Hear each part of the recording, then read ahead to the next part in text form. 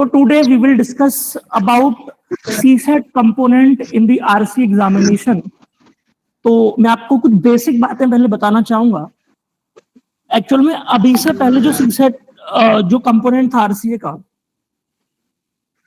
जामिया में, उसमें 60 क्वेश्चंस होते थे ओवरऑल. तो वहां पे जो क्वांट प्लस रीजनिंग का सेगमेंट था, जिसे आप जनरली CSET से पुकारते हो, यूपीएससी ने इसको नाम दिया, इससे पहले नाम नहीं था. वहां पे पहले 10 से 12 क्वेश्चन हुआ करते थे.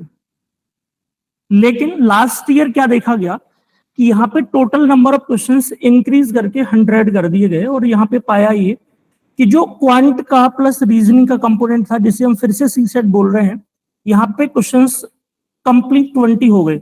अगर आपने लास्ट ईयर का किसी ने पेपर देखा हो तो एग्जैक्टली 20 क्वेश्चंस थे.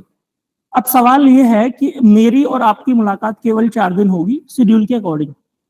तो 4 दिन में हम लोग क्या बेटर कर सकते हैं, तो उससे पहले मैं आपको समझा देता हूं कि अगर आप अपनी तरफ से कुछ एफर्ट्स लगाना चाहें तो किन किन टॉपिक्स पे आप अच्छे से लगा लीजिएगा. अगर जरूरत हुई तो मैं आपको सोर्सेज भी प्रोवाइड कर दूंगा. तो देखो, जनरली जब हम देखते हैं, या मेरा जो एनालिसिस था आपको पढ़ाने से पहले, मैं एनालिसिस कर चुका हूं RCA के एग्जाम को लेके, लेकिन फिर भी मैं मान के चलता हूं कि कोई भी एजेंसी, कोई भी एग्जामिनर या फिर कोई भी पेपर अलॉट करने वाली मेंबर्स की टीम हमेशा 100% अपने पैटर्न को कॉपी नहीं करती. और हम लोग पढ़ते टाइम में गलती करते हैं. सबसे बड़ी गलती यही होती है ना. तो हमको 2 चीजें लाई करनी होती हैं कि किसी टॉपिक की डेप्थ कहां जा रही है, और उसको रिलेट करने वाला पॉइंट इस ईयर नहीं पूछा तो अगले साल दूसरे से पूछेगा, सेम कभी नहीं पूछेगा. ये बात ध्यान रखना. तो जब हम क्वांट की बात करते हैं तो क्वांट में जनरली 2 कंपोनेंट आते हैं आपके. एक नंबर सिस्टम,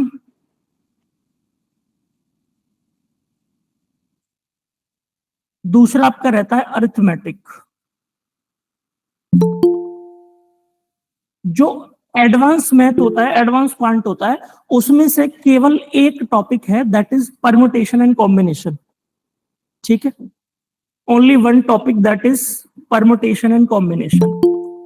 ये इतना आपका जो टॉपिक्स हैं केवल इस कंपोनेंट से RCA ने उठाए हैं पिछले 6 से 7 साल के अंदर.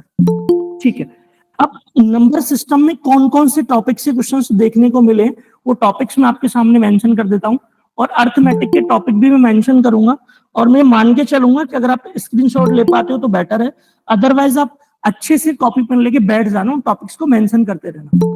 जो सबसे ज्यादा क्वेश्चंस देखने को मिले नंबर सिस्टम से, वो मिले बेस्ड ऑन नंबर्स, यानी इंट्रोडक्शन ऑफ नंबर्स. अगर आपको नंबर्स की नॉलेज है तो बेसिक नंबर से उन्होंने क्वेश्चन पूछे. ठीक है, introduction of numbers.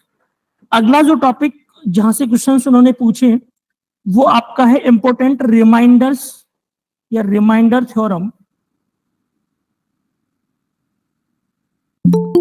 And divisibility.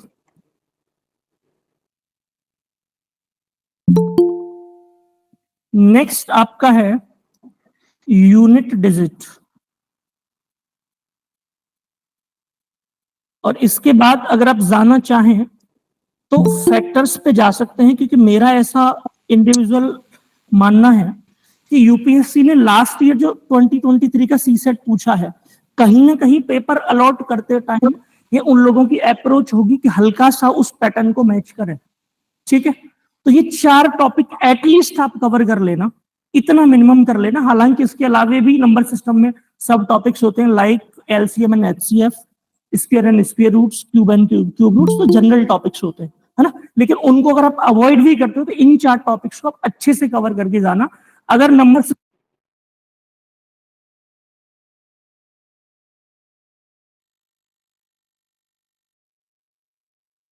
Hello sir, आपका sir your mic is muted.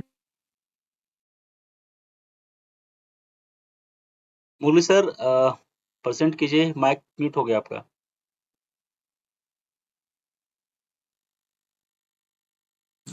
Sir आपका म्यूट हो गया सर.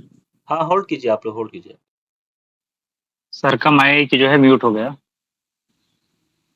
कितनी बार बोलूंगी ठीक है. आपको आई ये एम बात? सॉरी टू से माइक म्यूट कैसे हो गया? पॉसिबल हुआ? मेरी साइड से तो नहीं हो सकता. सर वीडियो का रिकॉर्डेड लेक्चर मिलेगा. आप लोग सुन पा रहे हैं मुझे? Yes sir. जी Yes, सर। sir. अभी आए। मेरी साइड से तो म्यूट की प्रॉब्लम नहीं है, लेकिन म्यूट हो क्यों रहा है? चलो, अगर आगे से ऐसा होता है तो आई विल चेक, है ना? मेरी साइड से म्यूट की Sir. प्रॉब्लम नहीं है। सर प्लीज एक बार और रिपीट करते हैं। हाँ प्लीज, मैं करूंगा एक बार। तनवीर सर, अगर मुझे प्लीज आप सुन पा रहे हो तो एक बार इस चीज पे प्लीज ध्यान दीजिएगा, क्योंकि मेरी तरफ से म्यूट का कोई एस्पेक्ट नहीं, बिकॉज मेरे पास दोनों वायरलेस माइक है, दोनों अलग अलग लोकेशन पे हैं, जिनको कोई भी टच नहीं कर पा रहा है। आई एम सॉरी टू से। चलिए, तो हमने बातचीत करी कि क्वांट में जो नंबर सिस्टम वाला सेगमेंट था, उसमें सब टॉपिक 7 से 8 होते हैं, लेकिन मिनिमम 4 टॉपिक्स पे आपका होल्ड होना चाहिए। That is, one is introduction of numbers, another is reminder theorem and divisibility. कभी कभी सेपरेट सब टॉपिक भी मेंशन होते हैं, कभी कभी सेम लोकेशन पे मिल जाते हैं, साथ भी मिल जाते हैं। अगला है यूनिट गेट और लास्ट है फैक्टर्स। मतलब इन 4 सब टॉपिक पे आप अच्छे से होल्ड बना लीजिएगा। और मैं बोलूंगा कि आप डिफरेंट सोर्सेस फॉलो कर सकते हो, बिकॉज कुछ बेसिक चीजें हमेशा सेम होती हैं। आप अगर मेरे से पढ़ रहे हो तब भी वही चीज मैं बताऊंगा, किसी और से पढ़ोगे तो मोस्ट प्रोबेबली सेम ही चीजें होती हैं, तो बताने वाला भी सेम होगा, मे बी कि एक्सप्लेनेशन मेथड अलग हो सकते हैं। चलिए, अर्थमेटिक की बात कर लेते हैं। तो अर्थमेटिक में सबसे पहले एक सिंबल होता है जिसको अपन परसेंट बोलते हैं। इसी सिंबल के 4 एप्लीकेशन होते हैं, 4 एप्लीकेशंस होते हैं, जिनको हम अलग अलग नाम से जानते हैं। ध्यान से समझना, जो भी टॉपिक्स अभी मैं मेंशन कर रहा हूँ वो अपने आप में टॉपिक्स तो होते ही हैं, लेकिन वो परसेंट के एप्लीकेशन होते हैं। तो पहले टॉपिक का नाम होता है परसेंटेज। क्या नाम होता है अभी? परसेंटेज। अगले टॉपिक का नाम होता है profit and loss. Next topic का नाम होता है आपका सिंपल इंटरेस्ट। कभी कभी आप इसको एक ही लोकेशन में जानते हो, कभी सब टॉपिक में दूसरा होता है कंपाउंड इंटरेस्ट। तो इंटरेस्ट कहीं कहीं आपको एक ही कॉमन नाम से मिल जाएगा, कभी कभी सिंपल और कंपाउंड को अलग अलग भी आप देखते हो। तो these are 4 topics, only the application of only 1%। देखिए, अपने आप में टॉपिक्स नहीं है। अगर आप इन चारों चैप्टर्स को स्टडी करोगे तो आप एक चीज कॉमन नोटिस करोगे, हर जगह परसेंटेज की बात होगी। ठीक है, तो ये 4 ऐसे टॉपिक्स हैं जहां से क्वेश्चन बनना ही बनना है।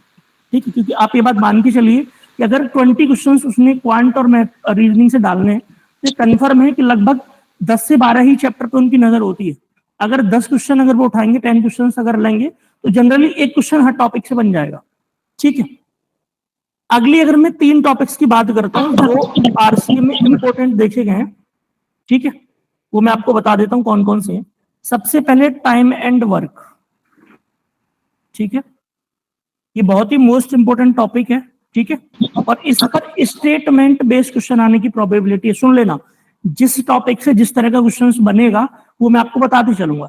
टाइम एंड वर्क पे डायरेक्ट क्वेश्चन नहीं बनेगा, इस पर आपसे स्टेटमेंट बेस्ड क्वेश्चन पूछेंगे, क्योंकि लास्ट ईयर 2023 में यूपीएससी ने शीर्षक में पूछा है, ये बात ध्यान रखना। ठीक है, अगला जो इंपोर्टेंट टॉपिक है that is ratio and proportion.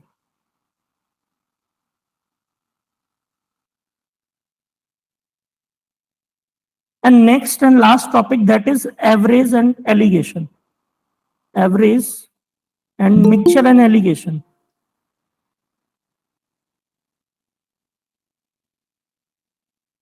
ठीक है जी,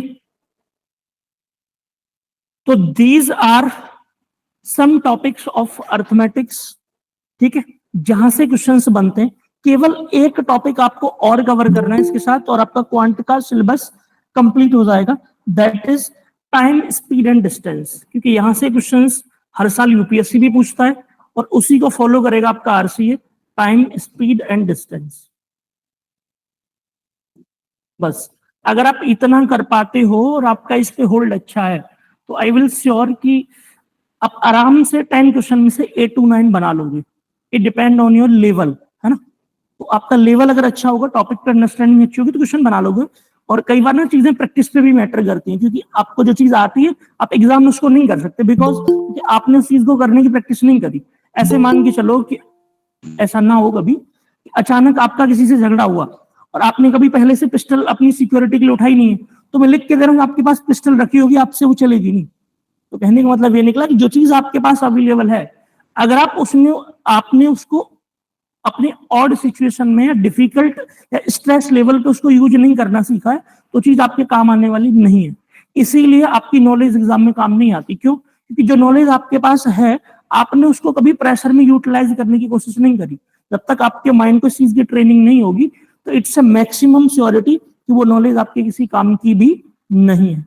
जैसे आपको नॉलेज है किसी भी जीवन के रूल की, लेकिन जब सिचुएशन लाइव में आती है तो आप उसको झेल नहीं पाते हो। क्यों? क्योंकि आपको प्रैक्टिकल नॉलेज नहीं है। और चाहे यूपीएससी हो, अगर आप मान लो आरसीए में जा रहे हो तो इट मींस आपका टारगेट यूपीएससी है, क्योंकि आपने तैयारी तो यूपीएससी की करनी है।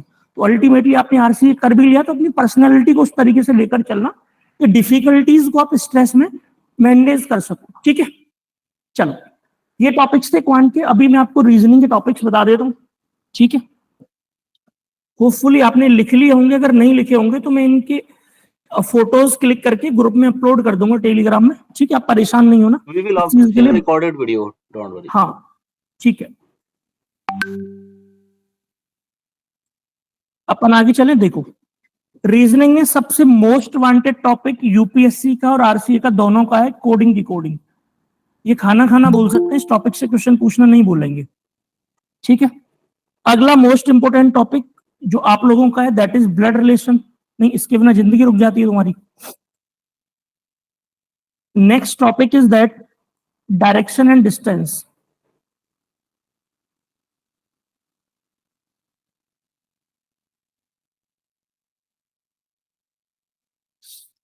नेक्स्ट टॉपिक इज सिलोजिज्म, जिसे आप शॉर्ट में सिलॉक्स भी बोलते हो। Another topic is number series. यहां से क्वेश्चंस यूपीएससी भी पूछता है और लास्ट ईयर जो है आरसीए के क्वेश्चन में भी था लास्ट ईयर वाले में। ठीक है, और नेक्स्ट टॉपिक दैट इज आपका स्टेटमेंट कंक्लूजन।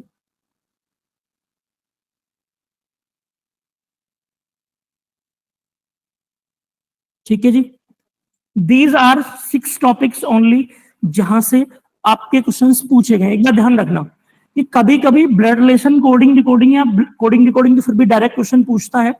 उसका जो क्वेश्चन पूछने का पैटर्न होता है आरसीए ने भी फॉलो किया है लास्ट ईयर, और यूपीएससी तो पिछले लास्ट ईयर से कई साल से कर रहा है। ये इनको डाटा सफिशिएंसी के फॉर्म में पूछता है। ठीक है, बात ध्यान रखना। तो data sufficiency is nothing another topic. ठीक है, ये कुछ टॉपिक्स हैं जिनसे मिला के वो क्वेश्चन बनाएगा और पूछेगा कि आंसर देने के लिए कौन कौन से स्टेटमेंट सफिशिएंट है या नहीं है। दोनों किस्म पूछ सकता है आपसे।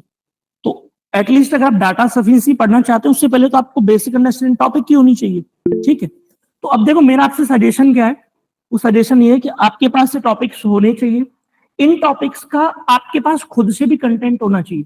देखो, आप ये बात समझो कि हम लोग गाइड कर रहे हैं आपको, हम लोग कोचिंग प्रोवाइड नहीं कर रहे, क्योंकि कोचिंग प्रोवाइड करने में 15 डेज में सिलेबस कंप्लीट करना it's not an easy task, बहुत चैलेंजिंग फैक्टर होगा। तो मेरा पर्पस आपको ये है कि आप किन किन चीजों पे कैसे कमांड कर सकते हो। अब आपके लिए प्रॉब्लम आएगी सर हम इनको कंटेंट कहां से रेज करें, तो वो टेलीग्राम पे जो भी जहां जितना मेरे से हो पाएगा बेटर अपनी तरफ से, I am not promising you, मैं कोशिश कर सकता हूँ। ठीक है, according to the time slot. अब ये टॉपिक्स आप अच्छे से कवर कर लेना, यहाँ पे रीजनिंग में आप इतना कवर कर लेना, आई एम श्योर टू से कि आप 20 से 18 क्वेश्चंस आराम से कर लोगे। ये बात ध्यान रखना, ये श्योरिटी है। और देखो सीसेट वाला जो सेगमेंट है ये आपके आरसीए में एडमिशन के लिए मोस्ट इंपोर्टेंट बात मैं समझाता हूँ। जीएस में कभी भी मेरिट आप 90% स्कोर नहीं कर सकते, आप जीएस के किसी भी कंपोनेंट में नहीं कर सकते अंटिल वो अलग बात है किस्मत तुम्हारे साथ हो ना, वो दिन तुम्हारा ही हो, वो अलग बात है। लेकिन क्वांट रीजनिंग ऐसा पार्ट होता है जहां पे आप 100% स्कोर भी कर सकते हो अगर आपका प्रैक्टिस और टॉपिक पे होल्ड अच्छा है।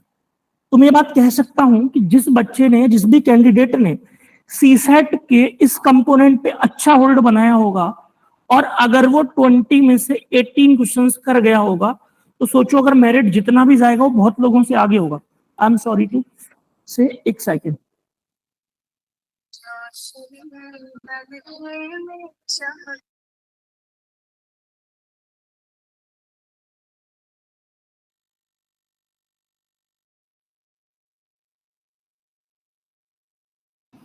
आई एम सॉरी। ठीक है, तो अभी मेरी आप लोगों से एक रिक्वेस्ट है, पहले तो आपने जो पूछना है एक एक से पूछना, इवन कमेंट करके पूछो। यहां तक कोई परेशानी है आप में से किसी को? No sir. ठीक है। सर ये तो अच्छा था। Excuse me sir. जी ma'am please. Sir actually link ना कनेक्ट नहीं हो रहा था सर, कुछ चीजें शायद मेरी छूट गई है। Ma'am you don't worry about it, sir ने बोला था रिकॉर्डेड लेक्चर आपको मिल जाएगा, उसमें कोई प्रॉब्लम नहीं होगी, है ना। Excuse me sir. हाँ जी प्लीज। सर क्यूब और डाइस के ऊपर क्वेश्चन नहीं आते हैं क्या? एक्चुअली ना है क्या कि टॉपिक्स तो बहुत ज्यादा हैं, लेकिन आरसीए ने क्यूब एंड डाइस क्यूब पे बहुत ज्यादा वेटेज नहीं दिखाया। अगर आप इस तरीके से अप्रोच डेवलप करोगे तो रीजनिंग में 22 टॉपिक्स हैं, लेकिन वो कभी साल में 5 साल में एक बार किसी टॉपिक को उठा लिया है ना। तो अगर आप उतना टाइम अभी आपके पास नहीं है, लास्ट 15 डेज में आप हर टॉपिक पे नजर लगाएं, ठीक है। बाकी अगर आप देखना चाहें तो देख सकते हो, क्योंकि counting of figure and cube and क्यूबर्ड से कभी कभार एक क्वेश्चन पूछ लिया गया है। Okay sir, thank you. Sir scientific वाले टॉपिक में थर्ड क्वेश्चन कौन सा है? आरसी के प्रोग्राम में एक कट ऑफ होता है जो क्लियर करना होता है, उसके बाद ही आपकी एसए की copy. Ma'am I am sorry to say I am not properly examining RCA, so मैं ना sir. आपको कोई भी, एक मिनट प्लीज, मैं आपको कोई भी ऐसे क्वेश्चन का जवाब नहीं दे पाऊंगा जो पर्टिकुलरली आरसीए की कट ऑफ से या एग्जाम से रिलेटेड या किसी भी अदर टॉपिक से रिलेटेड हो। आप मेरे से 2 क्वेश्चन पूछ सकते हो, एक मेरे टॉपिक से रिलेटेड कोई भी क्वेश्चन, एनीबॉडी जहां से भी आपका मन करे, दूसरा जो मैंने आपको पढ़ाया उससे रिलेटेड। हाँ मैम पूछो प्लीज। सर पीवाईक्यू के थ्रू अगर आप करवा देते तो ज्यादा सही होता है, क्योंकि हम जब क्वेश्चन देखते हैं तो हमें क्वेश्चन समझ में नहीं आते हैं, बहुत टफ लगता है। चलो कोई बात नहीं, मैं आपकी एक हेल्प कर दूंगा, लास्ट 5 इयर्स के पीवाईक्यूज की रिकॉर्डेड लेक्चर मैं आपको प्रोवाइड कर दूंगा, इतना कर दूंगा, ठीक है। Okay sir. Hello sir. देखो वो मैं प्लीज एक मिनट, वो मैं रिकॉर्डेड ही दूंगा, लाइव नहीं कराऊंगा आपको, बिकॉज क्योंकि अनवांटेड आपके क्वेश्चंस होंगे ना, वो मजा नहीं आएगा। जिसको नहीं समझ आता वो वीडियो को 5 बार देख लेना है, इंटरनेट अंबानी की देन है। चलो बताओ। Hello sir.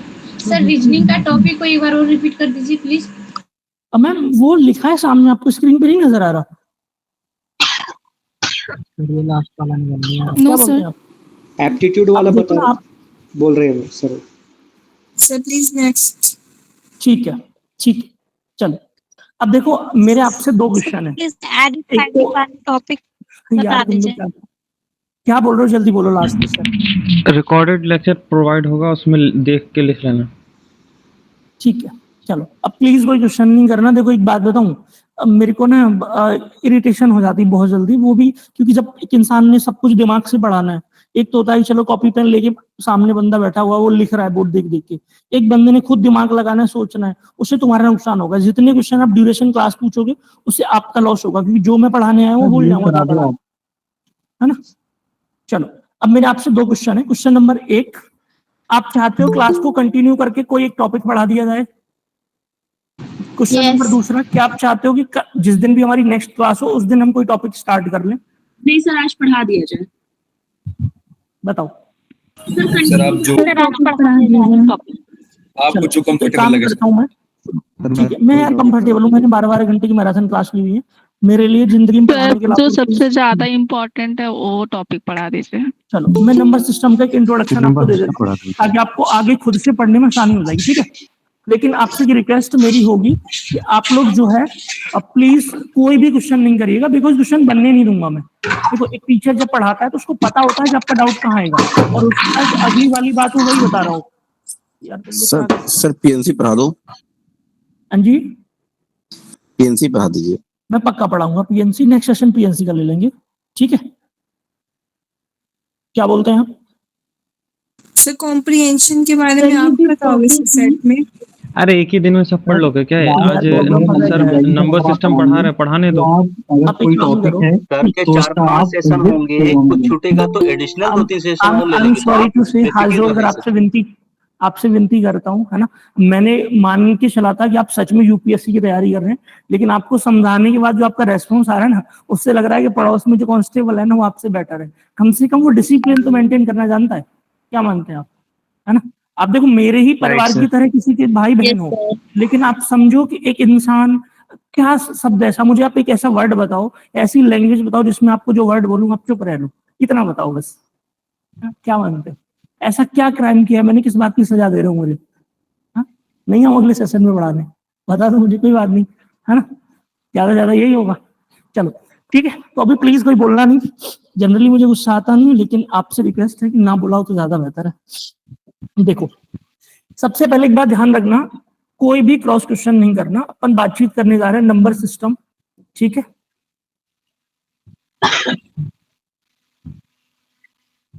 एक्चुअली यूपीएससी ने 2023 में सीएपीएफ में क्वेश्चन पूछा था, और पहली बार वो क्वेश्चन पूछा गया यूपीएससी की तरफ से। वो क्वेश्चन था बाइनरी नंबर सिस्टम पर। तो मेरी एक्सपेक्टेशन है कि या तो आरसीए में यूपीएससी बाइनरी से पूछेगा, सॉरी आरसीए वाले पूछ लेंगे बाइनरी से, या फिर यूपीएससी ने सीसेट में पूछना है। ये बात कंफर्म है, लिख लेना, मेरी बात रिकॉर्ड कर लेना, रिकॉर्ड हो रही है। 100% में से 99% पॉसिबिलिटी है, ठीक है, क्योंकि जहां पे थोड़ा यूनिकनेस होती है यूपीएससी वहां टच करता है, और आरसीए वाले उसी को फॉलो करेंगे क्योंकि उन्होंने उसी का एंट्रेंस लेना है। तो जब हम नंबर सिस्टम की बात करते हैं तो हमको 2 नंबर सिस्टम पढ़ने होते हैं। That is, first is decimal number system and another is binary number system.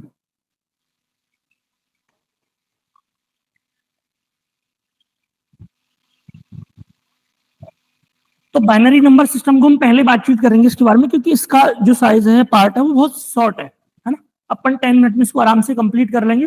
तो पहले इसके बारे में डिस्कशन करेंगे, rest of the time upon decimal number system को कंप्लीट कर लेंगे। तो चलिए, तो एक बात समझो, बाइनरी जब भी हम वर्ड इस्तेमाल करते हैं तो उसमें बाई वर्ड आता है, और बाई मतलब यू नो वेल कि भाई ये रूट वर्ड होता है, इसका मीनिंग होता है 2।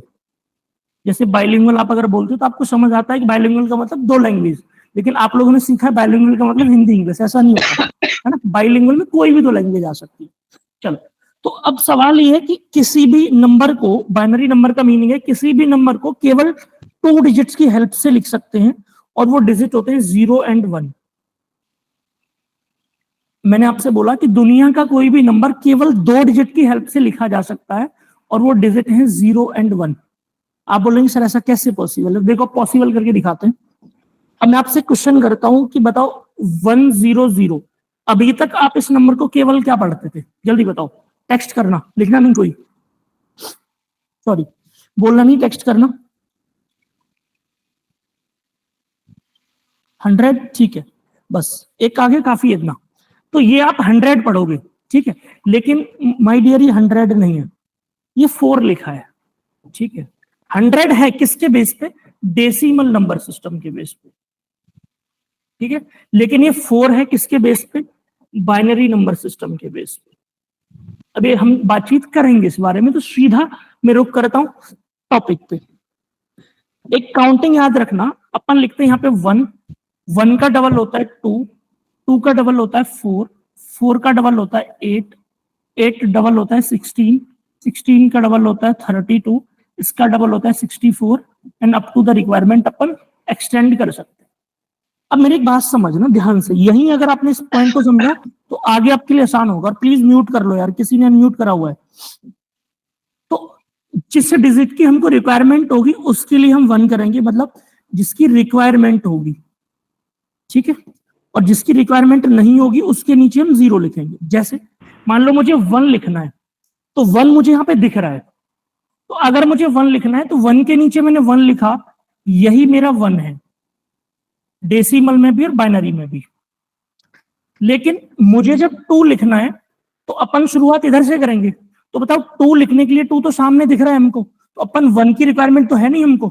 तो जब 1 की रिक्वायरमेंट नहीं है और 1 हमें मिल रहा है रास्ते में, तो अपन इसके लिए 0 लिखेंगे। और अगर 2 चाहिए तो 2 नहीं लिखेंगे, जिस डिजिट की रिक्वायरमेंट है उसके लिए अपन 1 लिखेंगे। तो 1 0 आप 10 बोलते थे, ठीक है, लेकिन 1 0 जो है बाइनरी नंबर में 2 होता है। अब आपसे मेरा सवाल है कि सर 3 कैसे लिखेंगे? तो 3 लिखने के लिए एक बात बताओ कि कौन से 2 नंबर आपको ऐसे नजर आ रहे हैं जिनको ऐड करके 3 बन सकता है? तो आप बोलेंगे सर 1 और 2 को ऐड करके 3 बनता है। इट मींस अब मुझे 3 नहीं लिखना, मुझे जो डिजिट रिक्वायर्ड है उनके नीचे 1 1 लिखना है, ठीक है। तो बताओ अगर मुझे 3 लिखना है तो भाई 1 भी चाहिए और 2 भी चाहिए, तो दोनों के नीचे 1 1 लिख दिया। मैंने आपको समझाया था जिस डिजिट की रिक्वायरमेंट होती है उसके लिए अपन 1 लिखते हैं, और जिसकी रिक्वायरमेंट नहीं होती उसके लिए 0 लिखते हैं। तो अब दोनों की रिक्वायरमेंट है 3 लिखने के लिए, 2 भी चाहिए 1 भी चाहिए, तो अपन लिखेंगे 1 1। जिसे आप 11 बोलते हो वो बाइनरी नंबर में 3 होता है। ठीक है, अब देखो 4 लिखना है। अब देखो 4 हमको सामने दिख रहा है, इसके लिए परेशान होने की जरूरत नहीं है, लेकिन हमारे सामने एक चैलेंज है कि हमने अगर इधर से चलना है तो जो रास्ते में डिजिट है उनकी तो जरूरत ही नहीं 4 लिखने के लिए, रिक्वायरमेंट ही नहीं है। तो जब उसकी नीड नहीं है तो अपन यहाँ पे भी 0 लिखेंगे और यहाँ पर भी 0 लिखेंगे। अब हमको 4 चाहिए, जब 4 चाहिए तो इसके लिए हम 4 तो लिखेंगे नहीं, 1 लिखेंगे। तो बताओ 1 0 0, अभी मैंने आपको क्या बताया था, 4 लिखते हैं, बताओ प्रूव हुआ कि नहीं? लास्ट देखो स्लाइड, मैंने आपको क्या बताया था, 1 0 0 बाइनरी में क्या होता है, 4 होता है। देखो प्रूव हुआ आपके सामने कि नहीं? चलो अब मुझे बताओ 5 कैसे लिखोगे भाई? तो जनरल टर्म्स ये है कि भाई आपको सोचना है कि 5 किन दो नंबर को ऐड करके बन सकता है। तो आपने बोला सर 4 और 1 5 बनेगा, तो आप बोलोगे ठीक है सर। तो बताओ 4 अगर चाहिए तो हमने 1 लिखा, 1 चाहिए तो भी 1 लिखा। अब जो डिजिट बीच में है इसका क्या करना है? तो सर इसको हमने लेना नहीं है, तो यहाँ पे 0 लिख दो। तो 1 0 1 जिसको आप 101 बोलते हो बाइनरी नंबर में, that will be 5 in decimal number. बताओ यहां तक अगर आप में से किसी को कोई परेशानी है तो एक बार कमेंट करना, कोई भी अनम्यूट करके बोलेगा नहीं प्लीज। मैं कमेंट ले लेता हूं आपके। ठीक है, एवरीथिंग इज फाइन, आप थम्स अप कर सकते हो, वो मेरे को विजिबल है।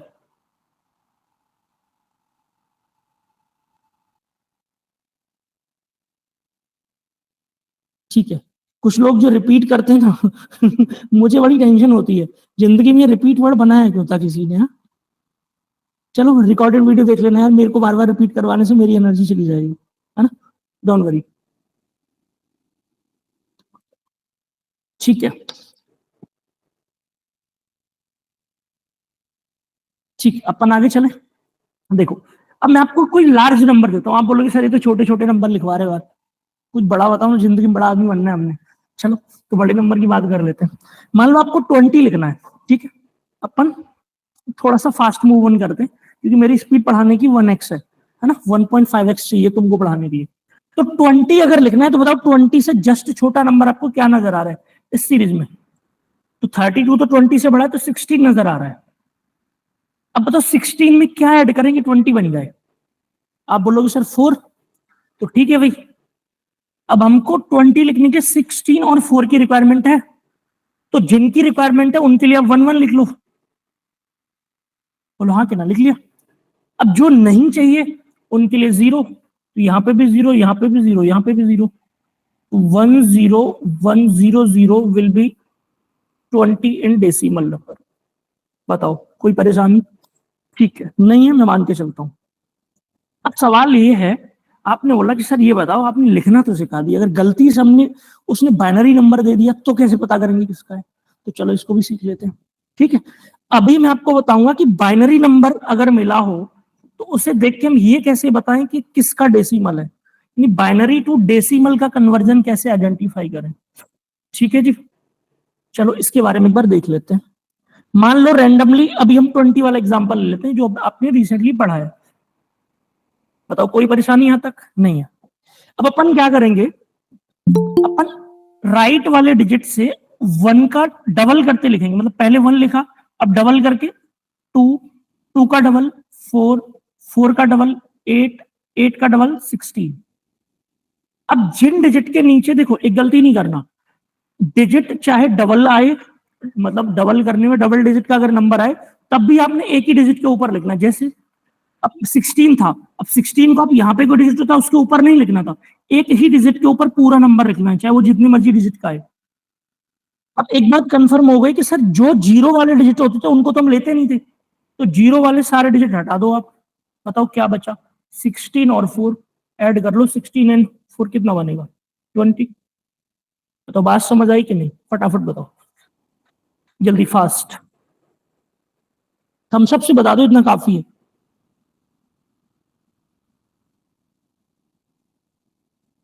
बिल्कुल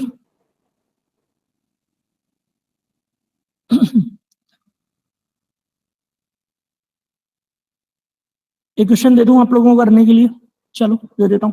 बिल्कुल होगा, 1001 बिल्कुल होगा बाइनरी नंबर, क्या बात करते हो? ठीक है, भाई साहब ने पूछा 1001 बाइनरी नंबर होगा, जरा देख लो। 1001 इसका चेक कर लेते कितने का होगा। तो देखो ये 1, 1 का डबल 2, 2 का डबल 4, 4 का डबल 8।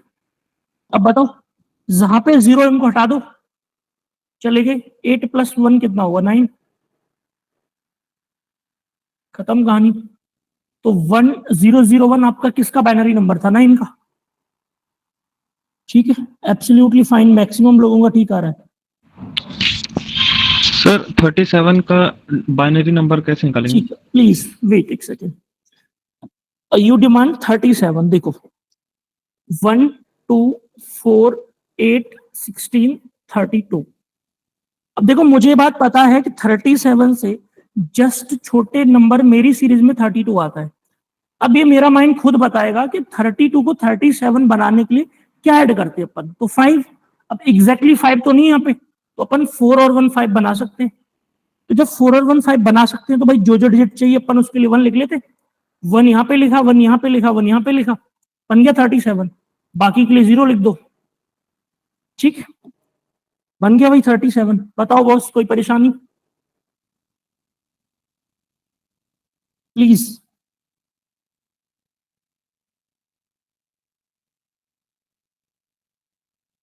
नहीं, कभी नहीं। मोहम्मद फैज भैया नहीं पूछेगा। ठीक है, डोंट वरी, डेसिमल में बाइनरी नहीं पूछेगा, है ना। चलो, अगर आप में प्लीज गो फॉर 199 है। देखा, इन्होंने चैलेंज दिया है, बोला सर प्लीज गो फॉर 199। मैं तो चला जाऊंगा लेकिन 199 का कभी नहीं पूछेगा।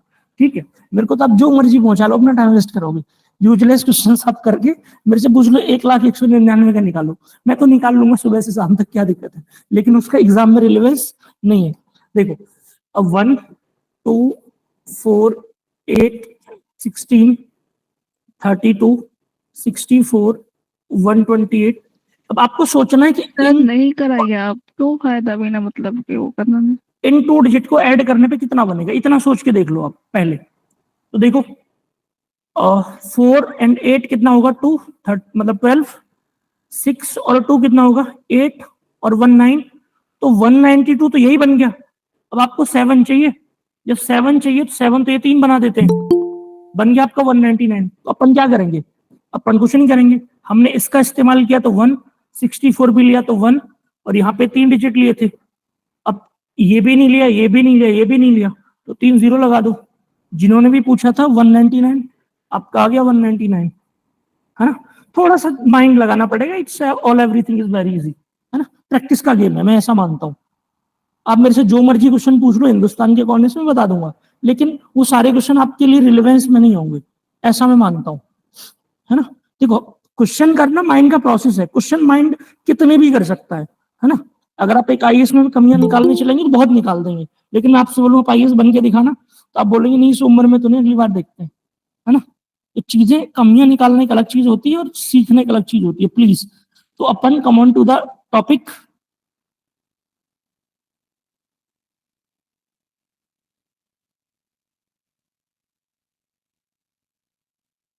ठीक है, ठीक है,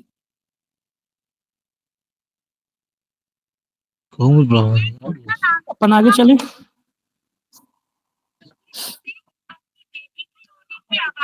चलो प्लीज होल्ड और म्यूट कर लो सारे लोग, अपन आगे चलते। बाइनरी नंबर सिस्टम में इसके अलावा आपको कुछ भी जानने की जरूरत नहीं है in the respect of examination point of पानी व्यू। देना ठीक है, चलो अपन चलते हैं डेसिमल नंबर सिस्टम की तरफ।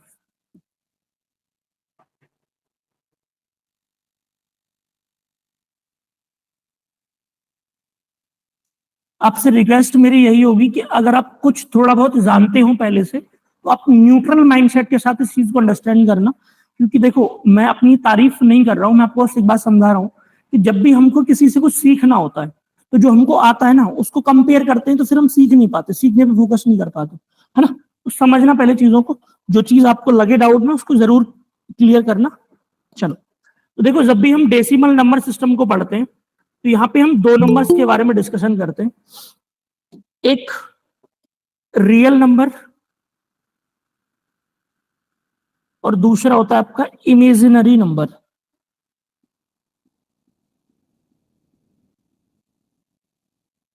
अब जो आपका इमेजिनरी नंबर वाला पार्ट है, इसको हम टेक्निकल मैथ में पढ़ते हैं, जो एनडीए वगैरह में आता है, तो ये आपका नॉन टेक्निकल सिलेबस में कवर नहीं होता।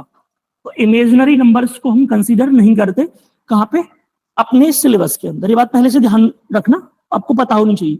लेकिन इमेजिनरी नंबर होता क्या है, अब बेसिक जान लीजिए। जब आप किसी भी नेगेटिव नंबर पर रूट लगाते हैं, ठीक है, यही आपका इमेजिनरी नंबर बन जाता है, क्योंकि जनरली ऐसा पॉसिबल ही नहीं है कि किसी नेगेटिव नंबर का रूट निकल जाए, ठीक है। तो अब अंडर रूट -1 जो होता है आपका, रूट में -1, इसी को हम आयोटा यानी आई से डिनोट करते हैं, इसी को हम बोलते हैं क्या, इमेजिनरी नंबर। और जब हम इनका स्क्वायर करते हैं तो यहाँ से रूट हट जाता है और आयोटा बन जाता है आपका आई स्क्वायर, है ना। इसको मैथ्स के टर्म्स में आयोटा बोलते हैं, लिखते आई है। तो आई स्क्वायर इक्वल टू -1 होता है। इमेजिनरी नंबर में इतना जानना काफी है। अभी हम लोग बातचीत करेंगे रियल नंबर्स के बारे में।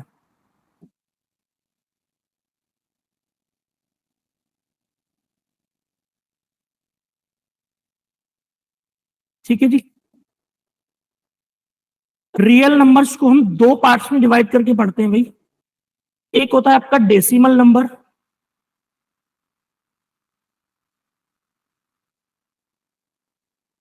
दूसरा आपका होता है इंटीजर।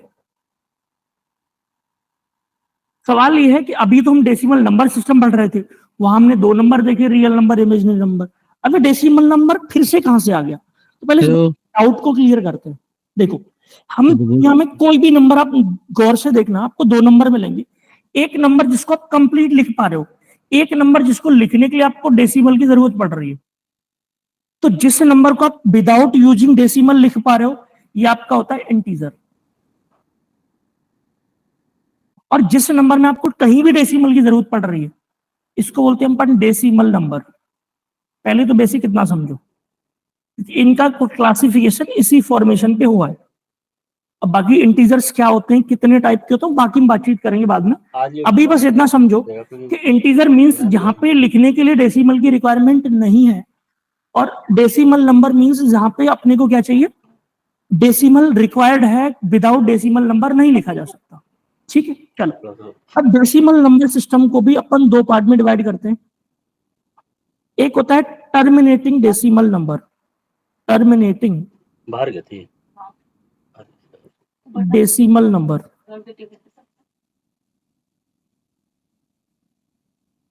मोबाइल में चार्ज चला होता है। सेकंड आपका होता है non terminating decimal number, non terminating decimal. भाई आप लोगों की साउंड क्यों आ रही है? क्या प्रॉब्लम है?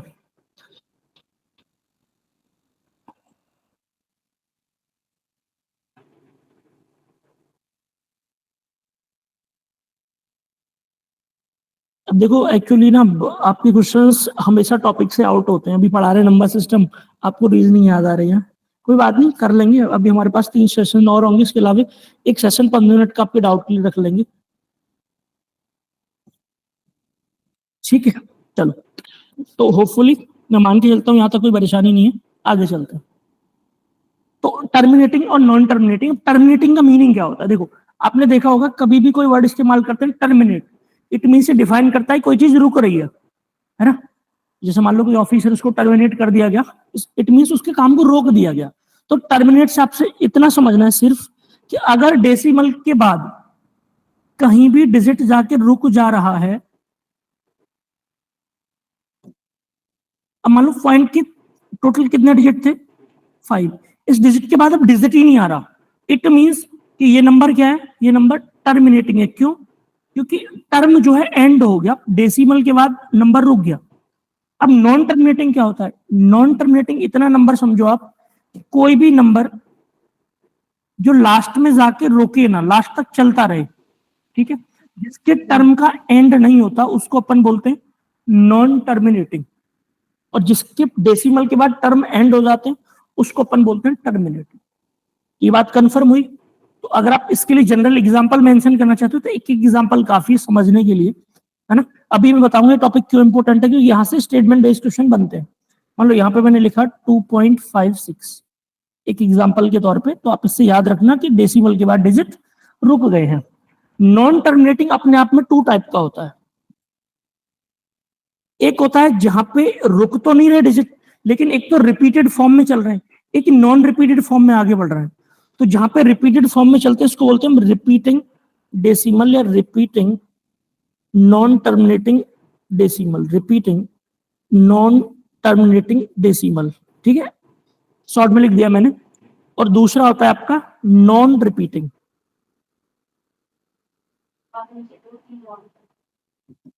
अब रिपीटिंग के एग्जांपल सिंपल है, आप 1 में 3 से डिवाइड लगा लो, 0.3333, जब तक आप ना थक जाओ ये डेसिमल रुकेगा नहीं, ठीक है। तो इस तरह का जो केस होता है जहां पे डिजिट रिपीट करता है, कई बार एक सिंगल डिजिट रिपीट करता है, कई बार पेयर भी रिपीट करता है। वो पेयर 2 डिजिट का हो सकता है, 3 डिजिट का हो सकता है। एग्जाम्पल के तौर पे अगर आपको विजिबल होगा तो मैं एक क्वेश्चन और लिख देता हूं एग्जाम्पल में, 1.454545 अप टू इंफानाइट, ठीक है। अब नॉन रिपीटिंग जो कंपोनेंट होता है आपका, इसमें अपन देखते हैं कि एंड तो इसका भी नहीं हो रहा क्योंकि नॉन टर्मिनेटिंग है, लेकिन यहाँ पे रिपीट भी नहीं करेगा। यहाँ पे पैटर्न क्या था कि एक पर्टिकुलर सेम पैटर्न पे इंक्रीज हो रहा था, यहाँ पे 3 के साथ बढ़ रहा था, यहाँ पे 4 5 के साथ इंक्रीज हो रहा था। लेकिन नॉन रिपीटिंग में ऐसा नहीं होगा, उसमें आपको सीरीज पता ही नहीं लगेगी किस पैटर्न पे वो आगे बढ़ रहा है, कुछ भी लिख देगा, है ना। एग्जाम्पल के तौर पे आप अगर लिखना चाहो तो 2.1789632185 अप टू इन्फानाइट, यानी कोई सीरीज आपको नजर नहीं आ रही है, ठीक है। तो बात समझ आई। तो यहां पर ये आपका क्लासिफिकेशन था डेसिमल नंबर का, ठीक है। अब एक बात समझना ध्यान से, एक नंबर होता है रेशनल नंबर। क्या होता है भाई? Rational number. अब ये जो रेशनल नंबर होता है, इस बात को ध्यान से समझना। रेशनल नंबर का मीनिंग होता है कि किसी भी नंबर को अगर हम P अपॉन Q के फॉर्म में लिख सकें, जहां पे Q can not be 0, Q 0 नहीं हो सकता, इस फॉर्म को अपन क्या बोलते हैं? Rational number. तो अब आपका टर्मिनेटिंग वाला सेगमेंट P अपॉन Q में लिखा जा सकता है। नॉन टर्मिनेटिंग का जो रिपीटिंग वाला सेगमेंट है, इसको अपन P अपॉन Q में लिख सकते हैं। और आपका नॉन रिपीटिंग था, इसको P अपॉन Q में नहीं लिख सकते। तो आपका टर्मिनेटिंग और नॉन टर्मिनेटिंग का कौन सा वाला पार्ट? रिपीटिंग वाला पार्ट। इन दोनों को ही हम लोग बोलते हैं, इन दोनों को मिला के अपन बोलते हैं रेशनल नंबर। क्यों? क्योंकि ये दोनों फॉर्म P अपॉन Q के फॉर्म में क्रिएट हो सकती हैं, और मैं अभी आपके सामने करके भी दिखाऊंगा। ये P अपॉन Q फॉर्म में नहीं लिख सकते इस बात को, इसीलिए जब ये चीज P अपॉन Q के फॉर्म में नहीं लिखी जा सकती, इसको अपन बोलते हैं इरेशनल नंबर।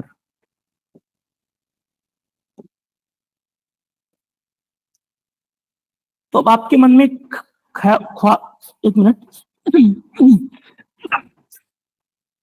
ठीक है, तो आपके मन में एक ख्वाब आएगा कि भाई आप ना इसको लिख के दिखाओ, हमको समझ नहीं लगा ये बात। तो चलो एग्जांपल लेते हैं। आपने कभी ध्यान से देखा हो 2.15 अगर लिखा है, तो आपके मन में थॉट आएगा कि सर इसको अगर हम P अपॉन Q का फॉर्म दें तो 2.15 का मतलब 215 तो है आपके सामने। अब डेसिमल को अपन क्या कर सकते हैं? 1 कंसीडर कर सकते हैं, और इसके बाद जितने भी राइट में डिजिट है इतने आप 0 लिख लो। यही चीज आपका P अपॉन Q का फॉर्म बन गया। तो जो डेसिमल नंबर होगा उसको तो P अपॉन Q का फॉर्म बनाना आसान है। और ये कौन सी वाला डेसिमल है? टर्मिनेटिंग, क्योंकि डेसिमल के बाद टर्म एंड हो गया। तो कौन से वाला भाई? टर्मिनेटिंग। अब मैंने आपको एक और बताया था, कौन सा? Non terminating. और नॉन टर्मिनेटिंग का केवल एक पार्ट जो रिपीट करता, उसको अपन P अपॉन Q में लिख सकते हैं। तो जो रिपीटिंग कंपोनेंट था वो कौन सा था अपने पास?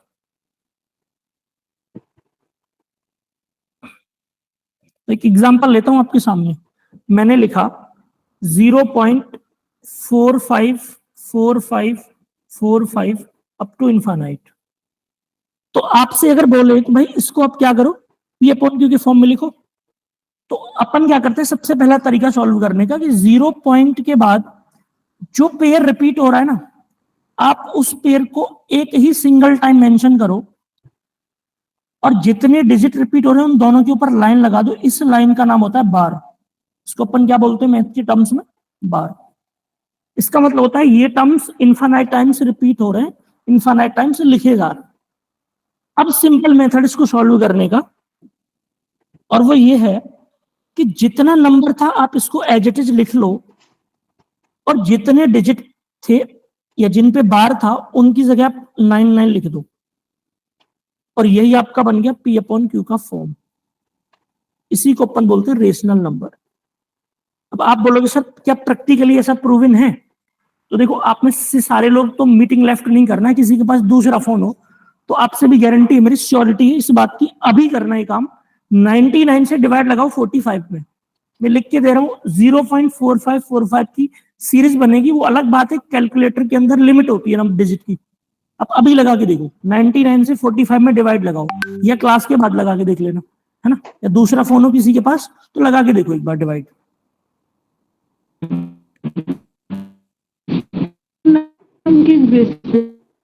हाँ जी,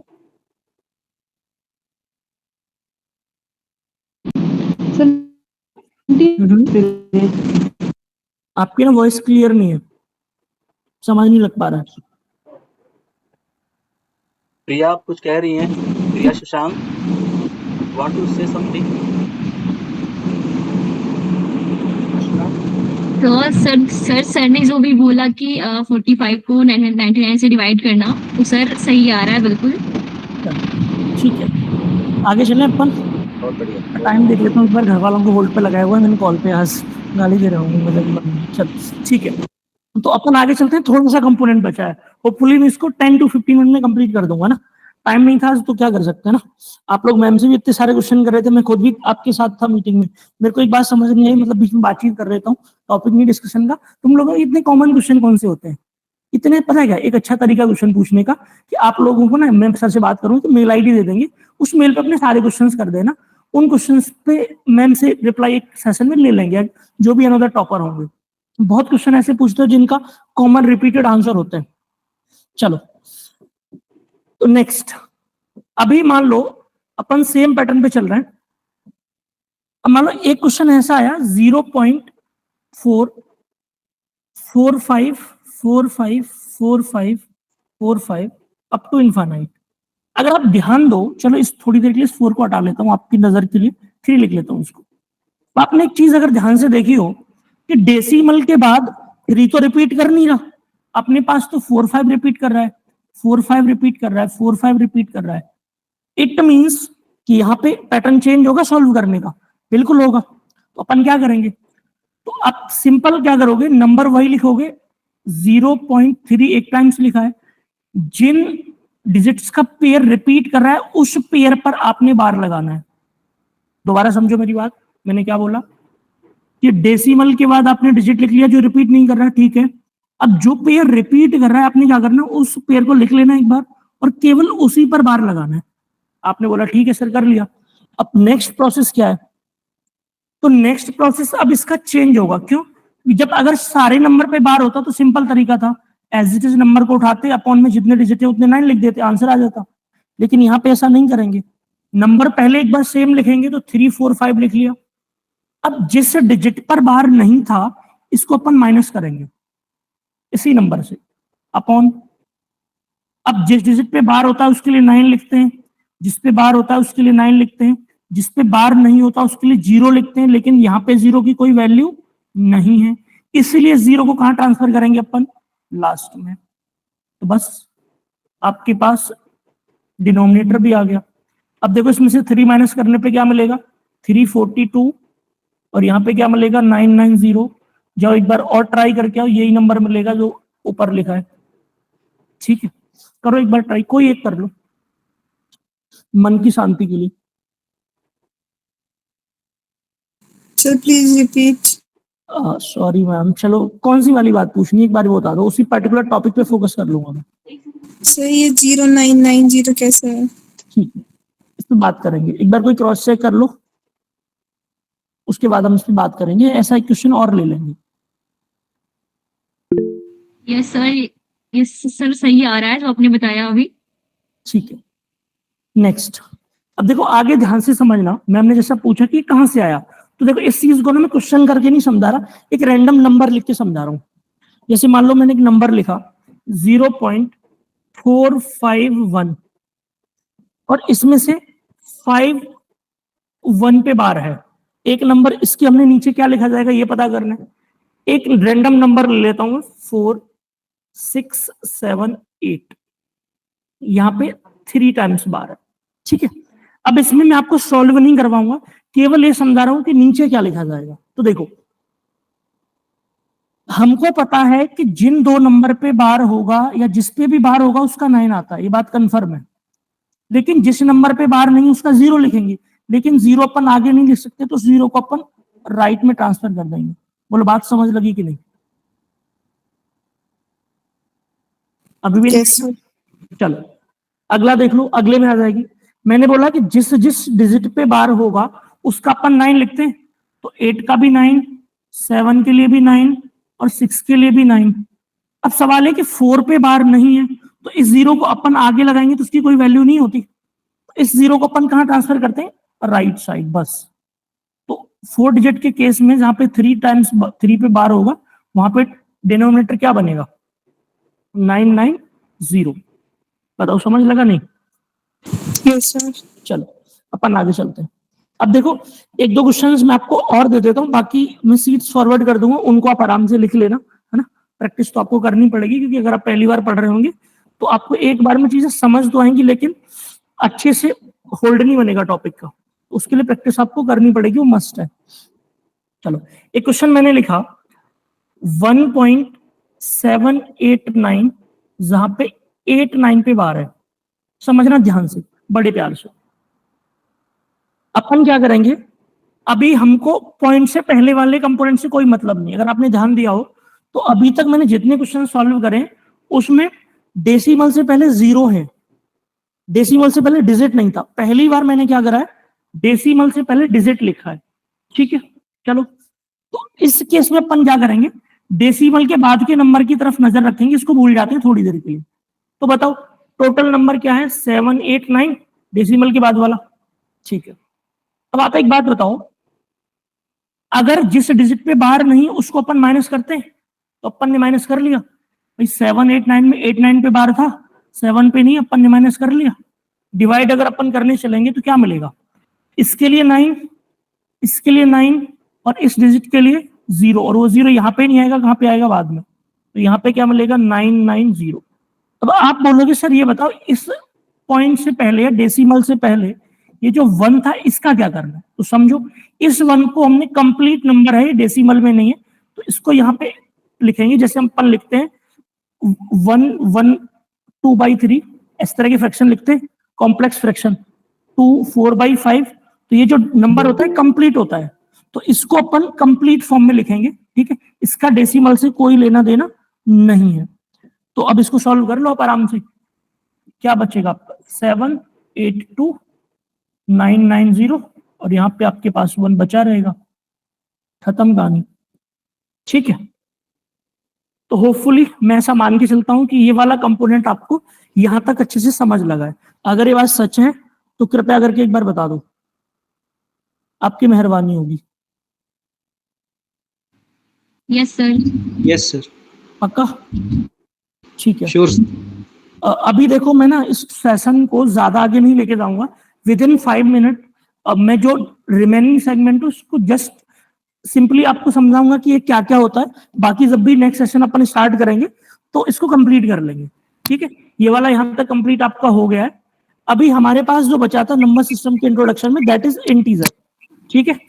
तो मैं वहीं पे आपको लेके चलता हूँ अभी सीधा, और अपन उसके बारे में बातचीत कर लेते हैं एक बार। इमेजिनरी नंबर के बाद हमने यहाँ पे देखा था, ठीक है। देखो हमने रियल नंबर को डिवाइड करा था डेसिमल नंबर और इंटीजर। हाँ जी, लास्ट वाला क्वेश्चन जो हुआ वो तो पी/क्यू के फॉर्म में नहीं है। अब भैया वो ना आपने कभी ये वाली फ्रैक्शन सॉल्व करी है?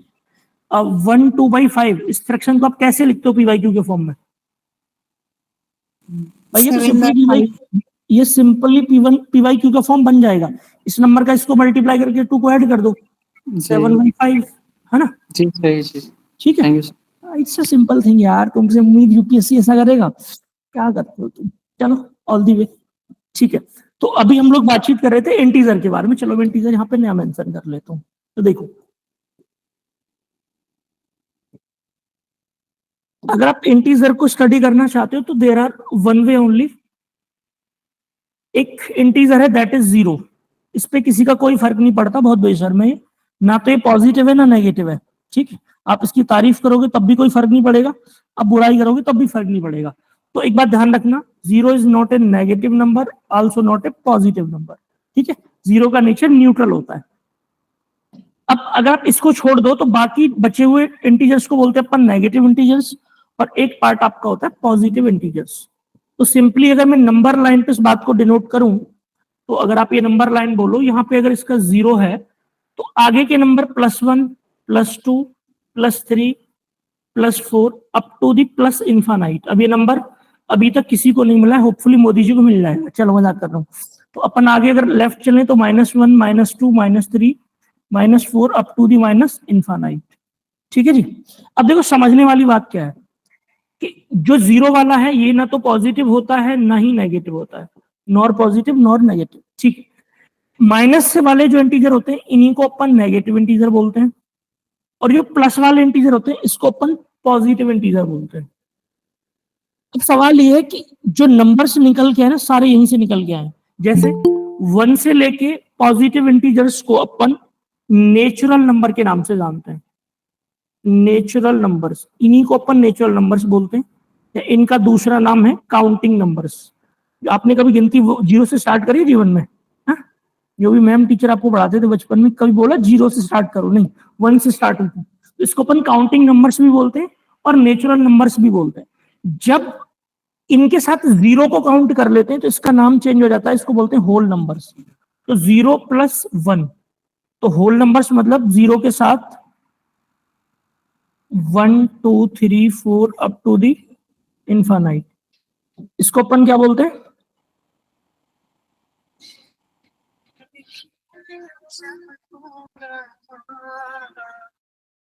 So this is called whole number.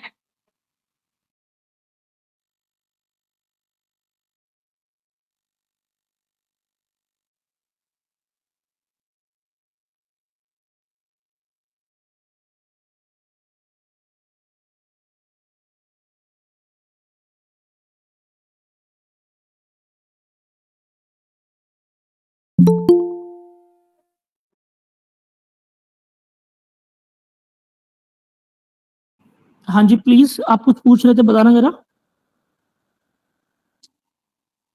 हाँ जी बोलो ना। आपने whole number whole number meaning जब हम 1 के बजाय 0 से स्टार्ट करें तो इसको अपन होल नंबर बोलते हैं।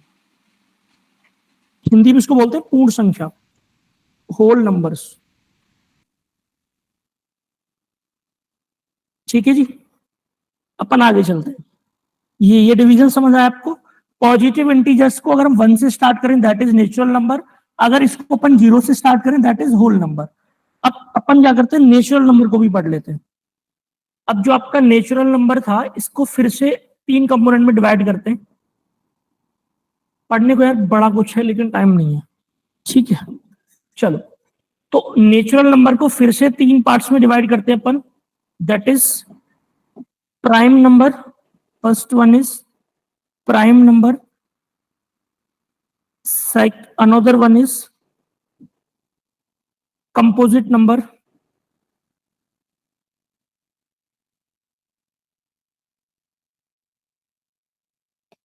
and last one is that is co-prime number। ठीक है, तो होपफुली इसके बारे में मैं डिस्कशन करूंगा आपसे नेक्स्ट क्लास में, है ना। घर वालों ने मेरी क्लास लगा देनी, मैं तुम्हारी लगा रहा हूँ।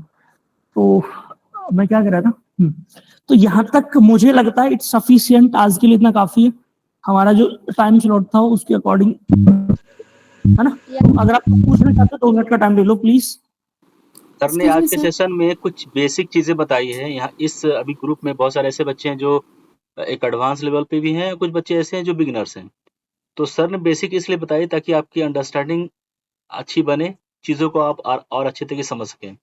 पीवाईक्यू के बारे में आपने कहा सर, उसके बारे में भी आरसी की जो पीवाईक्यू है उसकी भी layer by layer her PYQ के बारे में वो कनेक्ट करके आप लोग बताएंगे। कुछ सवाल है तो सर से पूछ लीजिए आप लोग। We are going to wind up this session and thank you for your patience. PYQ chapter wise मिलेगी। देखो ना, अब मैं आपको 2-3 बातें बता देता हूँ। मेरा मन नहीं था आपसे अभी नेक्स्ट बातचीत करने का। देखो, आप ना पहले उतने क्वेश्चन मत करा करो जितने नेसेसरी नहीं हो। मैंने आपको बोला था कि पीवाईक्यूज मैं आपको प्रोवाइड कर दूंगा। देखो, अगर आप पीवाईक्यू चैप्टर वाइज चाहते हो तो उसकी आपको कोई हेल्प नहीं मिलेगी। क्यों? क्योंकि जब आप कोई क्वेश्चन अटेम्प्ट करते हो, कोई भी एग्जाम अटेम्प्ट करते हैं तो वहां टॉपिक वाइज नहीं होती चीजें, रैंडम क्वेश्चन होते हैं, कोई कहीं टॉपिक का कोई कहीं टॉपिक का। अगर आपको टॉपिक वाइज चाहिए तो मेरे से टॉपिक वाइज ले लो, वो डिपेंड आपके। अगर आपने पीवाईक्यूज का टॉपिक वाइज सॉल्यूशन चाहिए तो टॉपिक वाइज ले लो, ठीक है। अगर ईयर वाइज चाहिए तो ईयर वाइज ले लो। ये अपन ग्रुप में एक पोल रख लेंगे, उस हिसाब से डिसाइड कर लेंगे। अल्टीमेटली तो क्वेश्चन ही सॉल्व करवाना है यार, काहे को इतना सोचते हो? चलो, और कुछ? सर रिकॉर्डेड वीडियो ग्रुप पे ही मिल जाएगी? जी मैम, आप बोलो तो घर पे भिजवा देते हैं। मजाक कर रहा हूं। मैं शेयर कर दूंगा आपको, मॉर्निंग में मिल जाएगा। अरे जितने भी लेक्चर होंगे ना उन सभी की रिकॉर्डेड वीडियो मिलेगी आपको।